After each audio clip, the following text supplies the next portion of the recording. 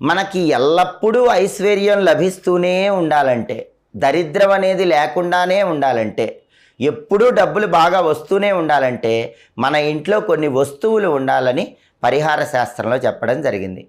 వాటిలో ముఖ్యమైనటువంటి వస్తువులు ఏంటంటే రోలు, రోకలి.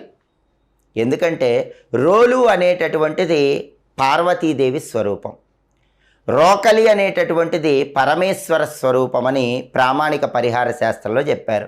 ఏ ఇంట్లో అయితే రోలు, రోకలి ఉంటాయో ఆ ఇంట్లో శివపార్వతుల అనుగ్రహం వల్ల ఎప్పుడు ఐశ్వర్యం ఉంటుంది. అయితే రోలు, రోకలి ఇంట్లో ఉన్న వాళ్ళు విడివిడిగా ఉంచవద్దు. రోలు, రోకలి ఎప్పుడు కలిసే ఉండాలి, శివపార్వతులు ఎప్పుడు కలిసే ఉండాలి. ఒక ఇంట్లో శుభకార్యక్రమం కోసం పసుపు దంచితే రోట్లో అతి తొందరలోనే ఇంకా శుభ కార్యక్రమాలు జరుగుతూ ఉంటాయి. అంతటి శక్తి రోలు, రోకలికి ఉంటుంది. ఆ తర్వాత ఖచ్చితంగా ఇంట్లో ఉండాల్సిన వస్తువు చాట.